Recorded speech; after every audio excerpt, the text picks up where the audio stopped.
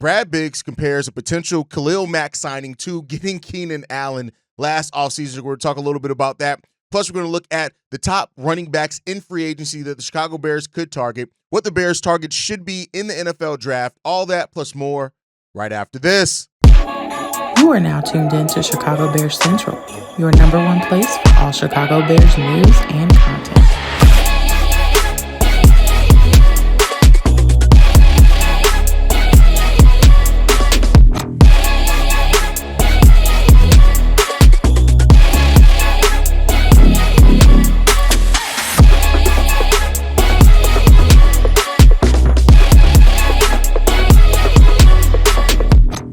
What's going on, Bears fans? Welcome to another episode of Chicago Bears Central, your number one spot for everything Chicago Bears related. I'm the host there, Hayes, but more importantly, you guys can follow the channel at Chi Bears Central on every social media platform we happen to be on. With that said, let's go ahead and get into this content for today, y'all, man. And I want to start off with this quote from Brad Biggs. He said this: "If they go out and sign a 34-year-old edge rusher in free agency, to me, that's like the defensive version of Khalil Mack." Now, this is in response to a lot of the kind of talk around Khalil Mack possibly having a reunion with the Chicago Bears.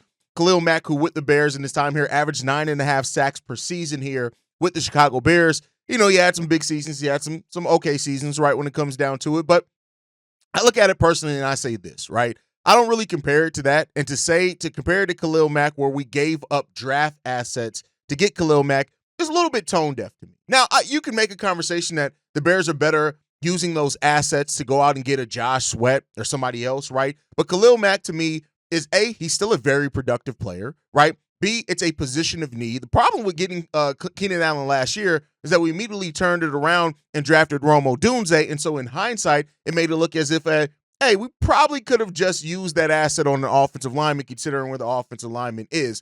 Now, I don't really get with that comparison what it's rooted in. Like I said, you can have some legitimate issues and gripes with Khalil Mack, a reunion potentially with Khalil Mack and what that means when you have young and up-and-coming players like Austin Booker, things like that.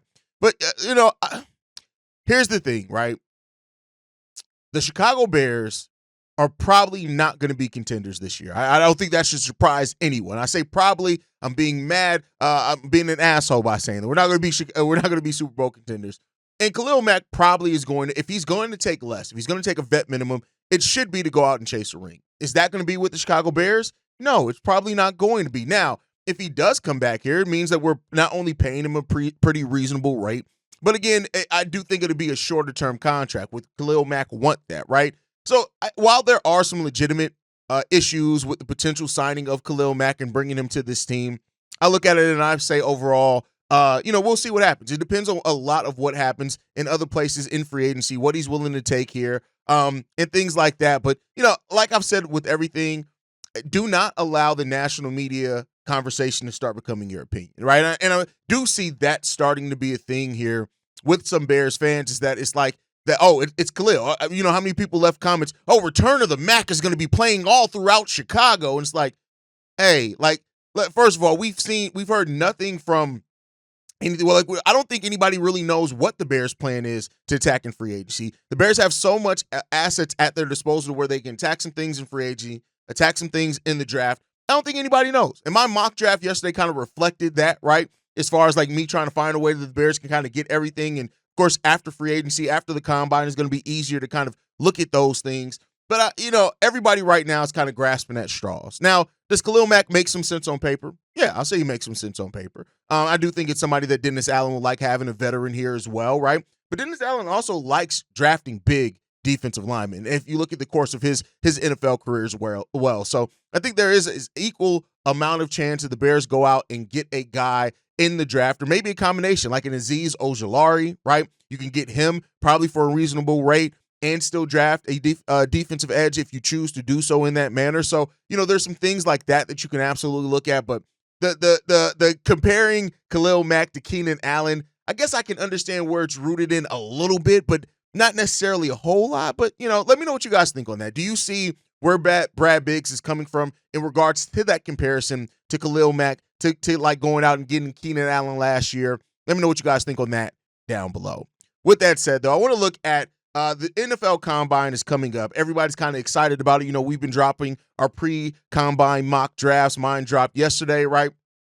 And so as the Chicago Bears get ready to head to Indianapolis to get ready for that, what are some of the positions that the Bears are looking out for the most at the Combine? I think, of course, offensive linemen, interior offensive line, I think is kind of the key there.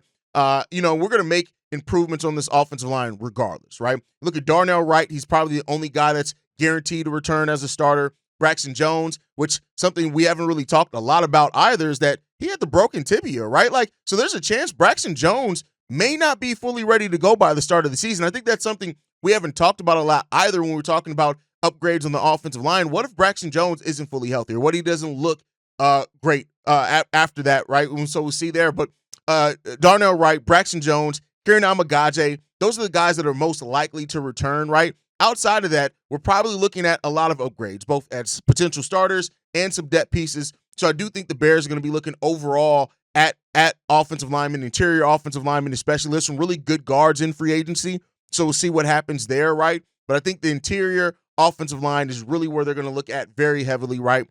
Questions like, is Will Campbell, is he guard or is he a tackle, right? Is he worth trading up, right? In far as what they see in the Combine and things like that, right? Looking at other guys that could potentially be there for the Chicago Bears on the board as well. You're looking for a lot of guys, maybe you can find a diamond in the rough, something like that. I talked about Armand Mimbao as well as on my mock draft, as somebody I like to see the Bears draft in round one, and he's somebody that they could very well take a strong look at. So I think the offensive line is definitely the first thing that the Bears are going to be looking at, in my opinion, of course, at the draft combine, because we all know that that's what the Bears need. Outside of that, though, still other positions. The interior defensive line.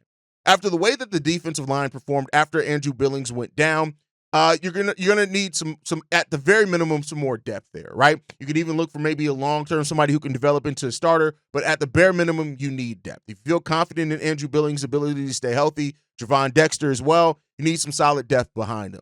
It really does fall off after those guys. One of your better interior defensive linemen as well, DeMarcus Walker, when he lined up on the interior, he's now gone. So Zach Pickens, I do not think he's performed at a level enough right now to where you can be confident in what he's going to bring to you. So because of that, you absolutely have to look at the interior defensive line. And there are a number of interior defensive linemen that make some sense for the Bears here. And that's the thing that's really kind of, like I've said before, that really could kind of work out completely in the Bears' favor when it comes down to it, is that there are a lot of the Bears needed positions that between free agency and the draft, you have a lot of guys there that make a lot of sense for the Bears. So that's another position that the Bears are clearly going to be looking for, and I think that's the right decision there. And then lastly, on top of that, we all know edge rusher. We really got to find an edge rusher with also cutting DeMarcus Walker. We got that. There are a lot of really good edge rushers that potentially can be in this draft. Absolutely. James Pierce, Mike Green, Mikael Williams. Like, these are guys that all have been rumored to be somebody that the Bears could be interested in.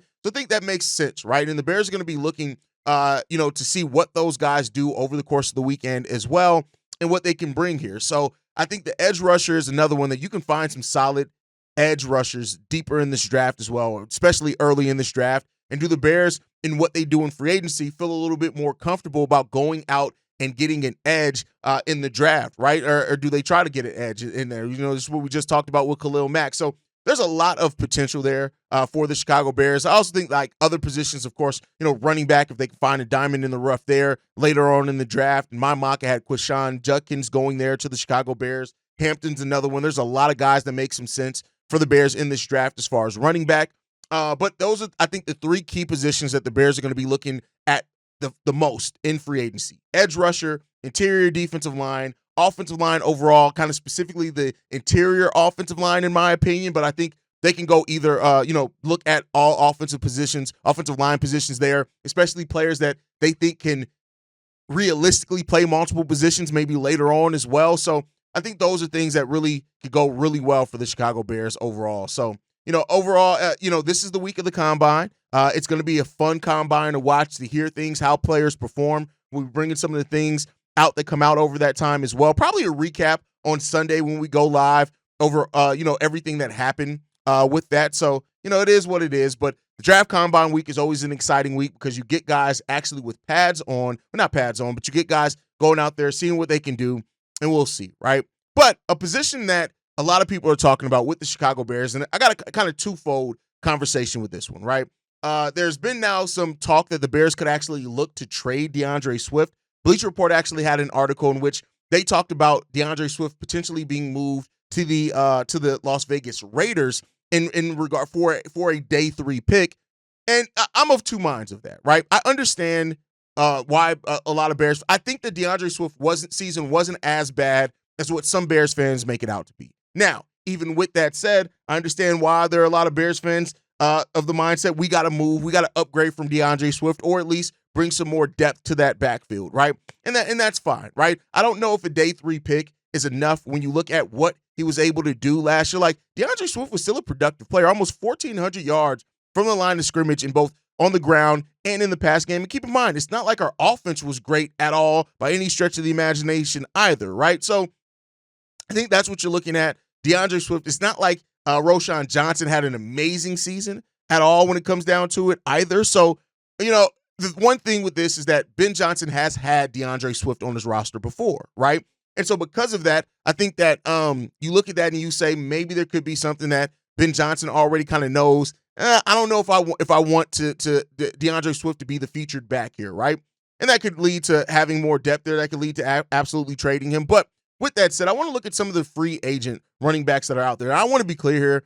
I like a lot of the running backs in this draft, but if you want to go with a more proven thing, these are some of the best names out there on the market. One, a player that the Bears have already been kind of linked to in rumors, and that's Aaron Jones. Aaron Jones, who has played only in the NFC North after being a longtime Packer, going to the Minnesota Vikings, with that said. And he could very well be done there, right? You look at what he did. He rushed for 1,138 yards last year, 5 touchdowns and 255 carries. His yardage and carry numbers were in the top 10 in the NFL. So if the Bears were to say, hey, we want to go out and get a veteran, we're not going to worry about using draft allocation. We want somebody who we kind of is a more proven commodity. Aaron Jones is that, and he brings a lot of what the Bears could need in that as well. Next up, Nick Chubb. Nick Chubb is a guy who was with the Cleveland Browns in 2024. Nobody knows what the hell they're doing coming into next year, right? And, he didn't play a lot last year, right? Now, it remains to be seen how much he's going to be looking for in the open market. That knee injury is a question there, right? So if the Bears were going to bring him back with DeAndre Swift, who were college teammates as well, he is a power back, right? Now, you would like to think that maybe you can get that on a cost-effective contract with the injury things that he's dealt with over his career. So maybe that's it. I do think that he's a nice pairing with DeAndre Swift's speed, and that you can have that 1-2 punch. Roschon can still factor into that in some shape, form, or fashion as well. But the injury things, the contract would have to be very, very favorable for the Bears, in my opinion, if it's going to be a Nick Chubb. But, we'll see what happens with that one. Next up, a guy that I've talked a lot about before, Javonte Williams, right? And him, much like Chubb, would come in with a reduced price, mainly because he suffered a torn ACL in 2022, right? And so there's some questions there. He played with the Broncos, right? It is what it is when it comes down to that. And he's a guy that still can be effective. And I think that's a solid thing for him. Now, he could be an affordable option to where maybe you still do go out and get a running back in the draft, right? And just stack your running back room in that way with affordable pieces. And that's what they could do. I do think Javonte Williams is a risk, but he's a calculated risk, because if he's healthy and you also have Roschon's ready to step up if he ever runs into anything, maybe that can make a little bit of sense for the Chicago Bears. But let me know what you guys think on that down below. Next up, Rico Dowdle. And this is a guy that I've brought up before. Not every Bears fan has been as positive on that, right? But Dowdle rushed for 1,079 yards last year, only 2 touchdowns, right? But I think what he could potentially bring for this running game could just make some sense, right? I think that he's also somebody who could be a dual threat, who could catch some passes out the backfield as well. And he is I think also another cost-effective option. Now, I know you don't want a bargain bin shop, right? Now, cost-effective and going in the bargain bin are two very different things. Dowdle's a guy that I think could very well be productive, but still be a cost-effective option for you there. And then another guy is Jordan Mason, who played in 2024 with the San Francisco 49ers, right? The thing is that Jordan Mason is a guy that I think you could sign for depth, but that you still do not forego signing a running back or drafting a running back in the NFL draft. That's my opinion for it. He's a solid guy, right? But this is a very deep class in with running back, and that's why I think you're hearing so much about it, right? But Mason, when he filled in for Christian McCaffrey last year, he rushed for over 700 yards. He scored 3 touchdowns before he had an injury of his own. The fact that we still have Roschon Johnson, it is what it is, right? But I think that this is a guy that you can at least take a bit of a look at to see what he can bring in here. If you feel he can stay healthy, I think it's going to be another cost-effective contract, but this is probably the guy that I feel the least confident in, if I'm being 100% honest. But we'll see what the future holds there. But this is a guy that I do think the Bears could take a look at if they just want to add some depth to that running back room. And, we'll see what the future holds at that point for the Chicago Bears. But overall, there's a number of things and directions that the Bears can go in this one. When you look at the free agent list for offensive linemen, for defensive linemen, for running backs, when you pair that with the Chicago Bears cap space that they have as well, this is a season where the Bears do not have any excuses for sitting on their hands. I think that's the most important thing in this. Ryan Poles has no excuse to not improve the offensive line, to find some depth at defensive line, to maybe even find another starter at the edge position, and to go out and get maybe a wide receiver, or a running back, or a future safety, right? And that's overall through the offseason. This is not an offseason of excuses for Ryan Poles. You got the money, you got the draft picks, you got enough to get it done. This needs to be the season where we're looking back and saying that Ryan Poles really took the time out to shore up the positions that we needed the most for this Bears team this season. And let's hope that he can do it. I have some faith in Ryan Poles. I get it. Initially coming into this offseason, there was a lot of doubt around Ryan Poles. Some of that faith was restored after the Ben Johnson signing, which, is great there. And the Bears got to get to work. They got to get to work. This needs to be an offseason where the Bears start solving and finding answers to a lot of their questions, right? And, some of those answers may not be, the ones that we initially think on paper, but maybe end up working out. And the way that this draft class is working out, this draft class starting to get the label of weak. I think it's more so because of the skill positions, the quarterback, right? This isn't a quarterback deep draft, things like that. But this is a draft where a lot of the positions that are deep in make a lot of sense for the Chicago Bears, right?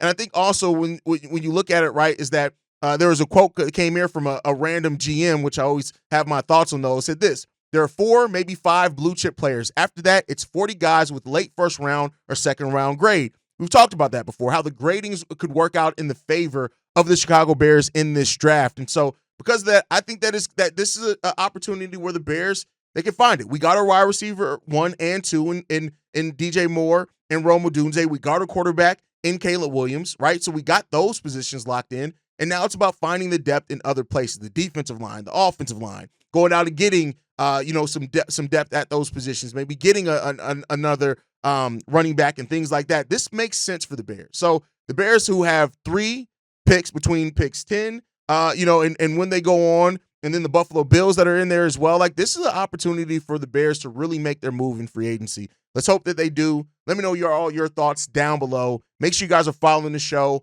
at Chi Bears Central. You can send us any feedback, questions, comments, concerns, ChicagoBearsCentral@gmail.com. Lastly, if you want to leave a text message and our voicemail for the mailbag, the number to do so, 773-242-9336. We are the #1 spot for everything Chicago Bears related, but that's thanks to you lovely and beautiful people. And like I like to end every episode on, Chi-Town up, but Bear down. Love you guys. Peace, y'all. This has been a presentation of the Break Media.